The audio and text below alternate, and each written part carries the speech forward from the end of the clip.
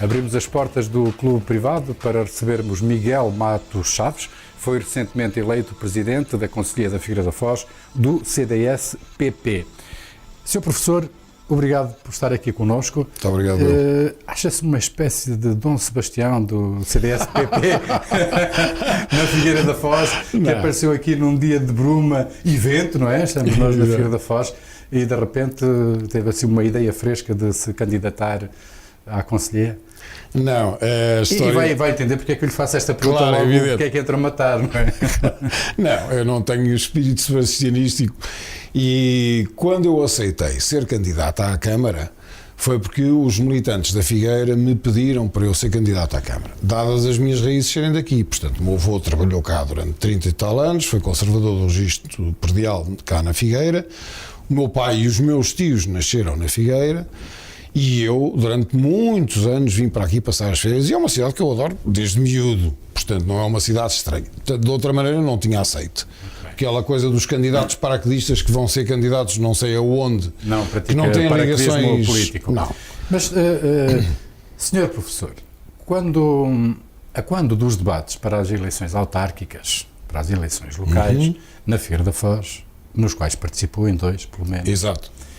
num deles disse, bem, se for eleito lá terei de mudar-me para a Figueira da Foz. E eu pergunto-lhe, foi com enfado ou com ironia que disse, lá terei de me mudar para a Figueira da Foz? Não. Isso é uma brincadeira, como é evidente, porque nós também não podemos levar, em termos da discussão política, tudo muito em termos sérios, porque senão as pessoas acabam por se aborrecer de estar a ver pessoas mais ou menos engravatadas, mais ou menos académicas, mais ou menos isto ou aquilo, e estar sempre tudo ali muito sério. O que eu disse foi um pouco desvirtuado. O que eu disse é, se eu ganhar, lá terei que vir viver para a Figueira. E agora, ainda bem que não ganhou? Não, aliás... Mas pergunto-lhe mais. Agora que foi eleito presidente da Conselhia do CDS-PP, vai mudar-se para a Figueira da Foz? Não. Vamos lá ver. Porque, está a ver, se eu não tivesse dito aquilo na brincadeira, agora não fazia sentido nenhum eu ter aceito o convite dos militantes da Figueira, não só para ter sido o candidato, mas para assumir funções políticas em favor do CDS-PP da Figueira e dos cidadãos da direita e conservadores e democratas cristãos que se identifiquem connosco. Não fazia sentido. Se eu tivesse esse ar de enfado da Figueira, porque isto vai implicar que eu venha muitas vezes à Figueira, mais vezes do que o que vinha, vai implicar que eu esteja permanentemente em contacto com as pessoas da Figueira para desenvolver trabalho, desenvolver ações, desenvolver o programa político e de soluções para os figueirenses e, portanto, se fosse o tal enfado de que fui acusado ou mal interpretado, não fazia sentido eu agora estar a aceitar estas funções. Aceito-as com espírito de serviço, como aceitei as primeiras com espírito de serviço, porque eu ainda continuo, eu sou muito marcado por uma frase que eu ouvi ao meu pai, tinha eu 10 anos. O meu pai exerceu entre várias funções, entre as quais as de governador civil do distrito de Porto Alegre na década de 50. E em 62, quando foi substituído na sua cadeira de governador civil pelo engenheiro, então, o engenheiro Martinho, o meu pai, lembro perfeitamente, pegou no engenheiro Martinho, disse-lhe, Sr. Engenheiro, faz favor de sentar na sua cadeira de governador. Ele sentou-se e, ato contínuo, o meu pai disse-lhe, agora não se esqueça que esta cadeira é temporária e é de serviço. E é esta a formatação que eu tenho desde miúdo. Mas não vai mudar-se então para a Figueira da Foz? Não vai trazer a sua cadeira de Lisboa para a Figueira da Foz? Uma coisa era eu ter sido eleito Presidente da Câmara, isso é uma função a tempo inteiro. Com certeza. Não poderia continuar a viver em Lisboa. Estava, e aliás tinha familiarmente... Vai à Figueira da Foz com muito mais frequência, claro. Isso é obrigatório. O que é que se propõe fazer para que o CDS-PP volte a ser um partido influente no Conselho da Figueira da Foz? Falar com as pessoas. Sabe que a política é feita de pessoas para pessoas. E, portanto, não faz sentido uma pessoa dizer eu sou do CDS, está bem, e a maior parte das pessoas diz assim, mas o que é que vocês defendem? Em que é que isso pode melhorar a minha vida? Quais são os valores, os princípios, as referências, o modelo de sociedade que vocês defendem? É isto que vamos ter que explicar às pessoas. E o CDS andou aqui muitos anos com grande acuidade, grande trabalho de pessoas muito interessadas e que eu tiro o chapéu, mas depois a sede em Lisboa permanentemente dizia-lhes, mas vão coligados com o partido A ou vão coligados com o partido B. acabaram por nunca explicar bem aos figueirenses para que é que serve o CDS. Um partido político só tem razão de existência se servir para alguma coisa. Para que é que quer que sirva o CDS? Bom, o PP, CDS... CDS-PP. O CDS-PP. Reparo que o professor utiliza muito só o termo CDS. Aliás, eu fui um dos autores do estudo que fez a alteração do CDS para CDS-PP, no tempo do Dr. Manuel Monteiro. Portanto, tem a obrigação de lhe acrescentar o /PP, não é? Aliás, ele foi candidato à liderança nacional do partido. Exato, em 2005. O Partido Popular justificava-se porque na altura surgiu em Espanha, em substituição da Aliança Popular, surgiu o Partido Popular, que era o partido, digamos, da direita do Adolfo Soares, do Fraga Iribarne, dessa gente toda. Sim. Tinha sido a Aliança Popular e evoluiu para o partido. Entre muitos outros. Exato, e muitos outros. E nós achamos... E já agora também de Mariano Rajoy, não é? Que é o atual, Mariano Rajoy, o atual primeiro-ministro de Espanha. E, portanto, nós achamos que, seguindo essa tendência, também começou a haver essa tendência na Grécia e em Itália, que o movimento da direita democrática estava a evoluir para a denominação de Partido Popular. E então nós achamos que era talvez bom ir também nesse sentido, para dar um sinal claro às populações que estávamos a evoluir nesse sentido. Claro. Bem, mas a minha pergunta foi, para que é que quer que sirva o PP na Figueira da Foz, o CDS-PP, aliás? Nós apresentámos, como se deve estar lembrado, um programa bastante extenso de medidas e de filosofia e muito concretamente é o seguinte: as câmaras servem para servir os cidadãos e não os cidadãos às câmaras. É esta formatação que nós enunciamos, portanto, de que as câmaras estão ao serviço das populações, que nos distingue de outros partidos. E a partir disto tem consequências. Tem consequências no campo social, tem consequências no campo económico, tem consequências no campo financeiro, tem consequências, por exemplo, na mobilidade. Nós propusemos a recriação ou a criação de uma rede de transportes públicos intra-cidade e da cidade com as freguesias, de forma a possibilitar que as pessoas se movimentem mais autonomamente a custos controlados. Era uma das razões, dos pontos fortes da campanha, de forma a que as pessoas possam intercomunicar no concelho. Sim, com certeza, Sr. Professor. E eu tenho de interrompê-lo para lhe repetir a pergunta: para que quer que o CDS-PP sirva no Concelho da Figueira da Foz, atendendo, claro, ao contexto atual, ou seja, o CDS-PP está na oposição, não conseguiu eleger nenhum representante nas últimas autárquicas. Para que é que pode servir o CDS-PP num Conselho nestas condições? Muito bem, é que eu já estava a aproveitar para divulgar algumas medidas que divulgámos na campanha. Deixe isso para daqui a 4 anos, se voltar a ser candidato, está bem? Não, isso, o trabalho vai ser feito desde já para 4 anos. Sim. Bom, o CDS, neste momento, o serviço que eu posso prestar à Figueira e a todas as pessoas da Figueira é, através das ideias que nós temos, começar a falar com as pessoas, divulgá-las, fazê-los explicar bem isso às pessoas, resolver as dúvidas que os coloquem e contrapor as nossas posições para que as pessoas fiquem informadas do que é que nós estamos aqui a fazer. Que modelo de sociedade é que queremos, que princípios é que defendemos, que valores é que defendemos, o que é que temos de positivo e em que é que isso pode melhorar a vida das pessoas. Isso vai se formatar ou vai resultar em 2 campos principais. Primeiro, o contacto de pessoas a pessoas. Segundo, uma marcação cerrada ao executivo camarário. Como através de notas de imprensa, conferências de imprensa, sessões de esclarecimento, debates... Participação nas sessões públicas da Câmara, em que estarão ou eu ou vice-presidentes ou membros da Comissão Política, em realizações públicas que sejam feitas politicamente na Figueira sobre os diversos temas, em que nós estaremos sempre a concordar com aquilo que concordamos, a discordar daquilo que discordamos, mas quando discordarmos, propormos a alternativa. A anterior direção do partido local, liderada por Marta Carvalho, tinha no seu plano de atividades a criação de núcleos nas freguesias, sobretudo nas freguesias afastadas da cidade, as chamadas freguesias rurais. Vai avançar com a criação desses núcleos? Isso ainda agora tivemos uma reunião da Conselhia, que vai continuar depois desta entrevista, e que o primeiro objetivo é arranjar um delegado do CDS em cada freguesia, que depois ele é que vai formar o seu núcleo de freguesia, a partir do qual se tornará presidente do núcleo da freguesia, e essas pessoas das freguesias terão assento por inerência na Comissão Política da Figueira, do CDS. Quer toda a gente a participar. Os estatutos permitem essa inerência? Os estatutos permitem a inerência do presidente do, conselho, do núcleo, de cada freguesia, mas eu quero abrir isso às pessoas que participem nos núcleos. Quantos militantes tem o partido na Figueira da Foz? O partido tem 500, 400 e tal, quase 500. Quase o número de votos que conseguiu nas últimas quase eleições. Quase o número de votos, exato. E pretende aumentar o número de militantes? Claro. Para quanto? Ouça, eu não pretendo aumentar. Essa das pessoas terem que se filiar, não.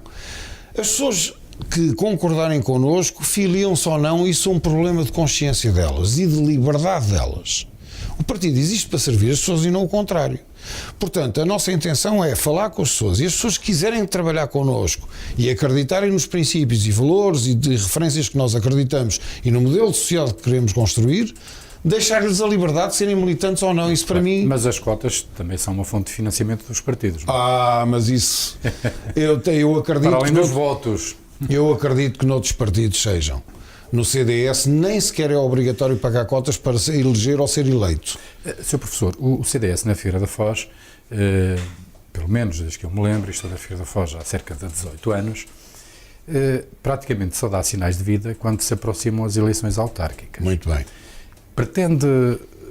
Comigo isso não dá. Pretende dar com maior assiduidade sinais vitais ou da vitalidade da ação política do CDS na Figueira da Foz mais vezes, com mais assiduidade? Claramente. Isso é um compromisso que eu tenho com as pessoas que me convidaram e com as pessoas da Figueira, porque vamos lá ver, isto de uma pessoa andar a dizer em campanha eleitoral umas coisas e depois, durante 4 anos, esquece que as pessoas existem e não volta a falar com elas e só volta 4 anos depois, não faz sentido. Mas a minha pergunta não é redundante, poderia ser redundante porque tinha acabado de me dizer que ia realizar iniciativas para aproximar o partido dos figueirenses.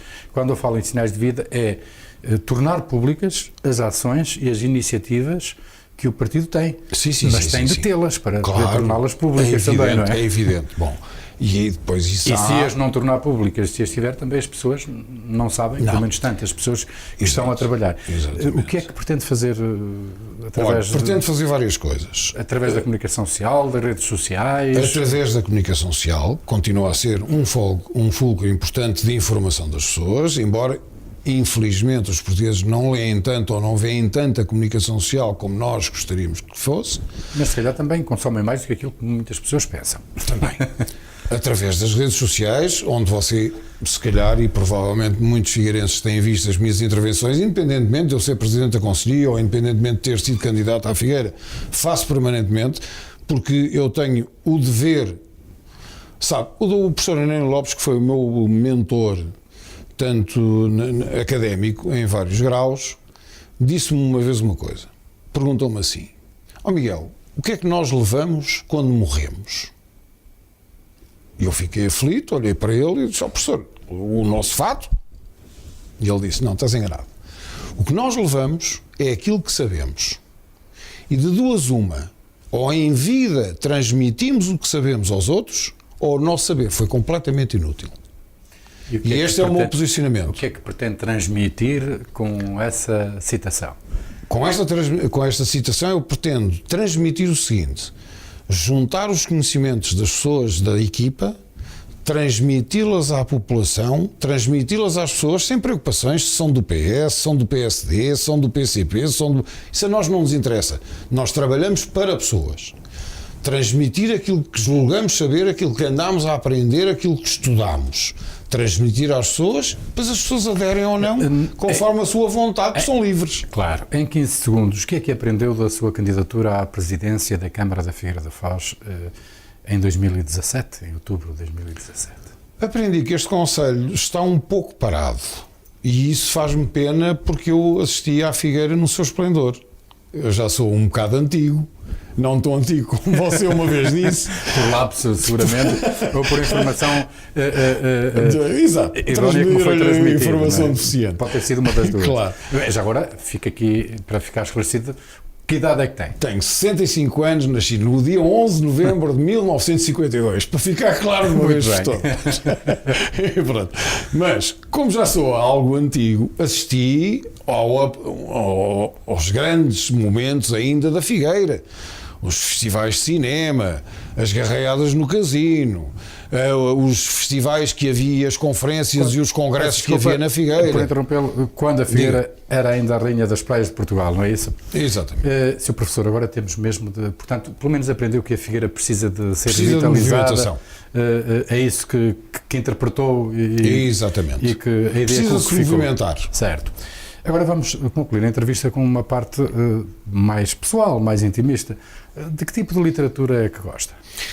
Eu gosto sobretudo de literatura histórica, porque com a história nós aprendemos muita coisa. Diz-se que a história não se repete, a história tende a repetir-se. Não é exatamente com os mesmos contornos, mas determinados acontecimentos marcantes tendem a repetir-se e há muitas lições que, se as pessoas lessem mais história, evitariam repetir. E às vezes repete-se dramaticamente.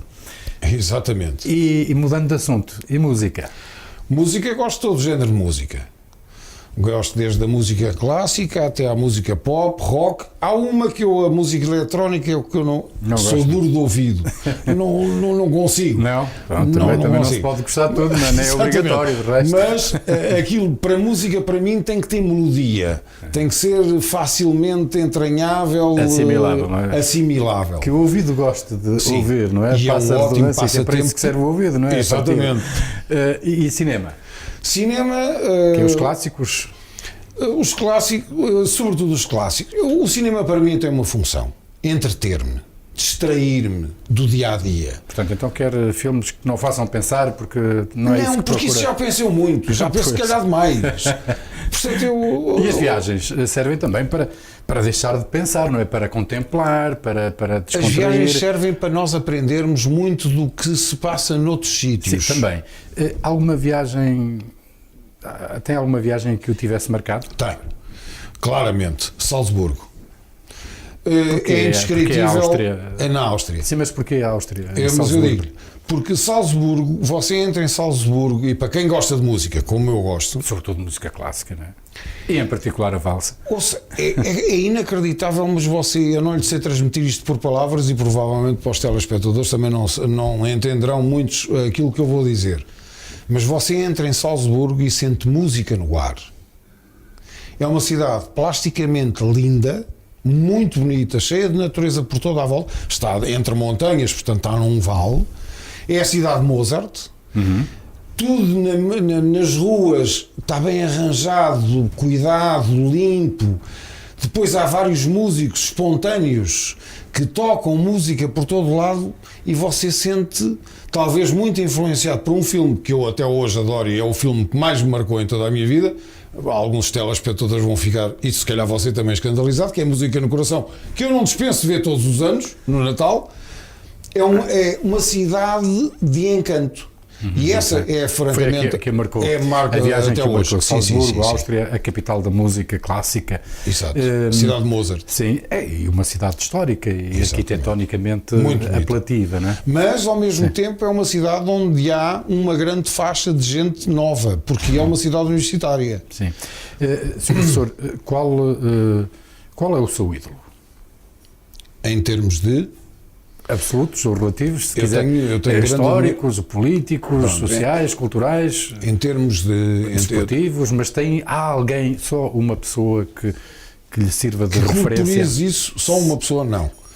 Há várias pessoas que marcaram a minha juventude e a minha fase de adolescente e fase como homem. Se tivesse de escolher uma figura, quem escolher? Olha, no desporto escolheria o insubstituível Eusébio. Enfim, a geração nova já não... Não é por ser benfiquista, é porque realmente quem assistiu, por exemplo, aos jogos do Campeonato do Mundo de 66, onde ele foi nomeado o melhor jogador do torneio, e foi o melhor marcador, sobre a Coreia, não é? Percebia o que é que eu estou a falar. Sim, senhor. Da nova geração, o Cristiano Ronaldo indiscutível. Na economia tive, como já disse, grandes influências e admiração pelo professor Ana Lopes. São muitos ídolos, mas se tivesse de escolher uma figura da história da humanidade, seja ela contemporânea ou não, qual seria a figura que escolheria o professor Miguel Matos Chaves? Isso é difícil. É difícil porque eu não então, tenho... vamos passar à frente e vamos para a última pergunta. O momento mais marcante da sua vida, qual foi? O momento mais marcante da minha vida? Boa pergunta. É porque tenho tantos que me marcam. Mas aqui não podemos passar à frente porque é a última pergunta. Certo. Mas não é obrigado não é obrigatório responder, portanto não é obrigado a responder. Não, eu vou tentar é responder, porque sim, vamos lá ver, como eu sou uma pessoa que vai andando por etapas na minha vida e vou vivendo os momentos com toda a intensidade, porque não sei viver os momentos pela metade, há muitos momentos marcantes na minha vida. Portanto, escolher um entre eles, talvez aquele que, se calhar, que informou toda a minha carreira política, que é aquela frase que eu já citei no início da nossa conversa sobre o meu pai, quando disse que o lugar é temporário e é de serviço. Como governador civil. Muito obrigado, Sr. Professor Miguel Matos Chaves, recentemente eleito Presidente da Conselhia da Figueira da Foz, do CDS-PP. Muito obrigado. Estivemos aqui à conversa, então, com o novo líder da Conselhia dos Centristas da Figueira da Foz. Na próxima semana aqui estaremos com outro convidado do Clube Privado.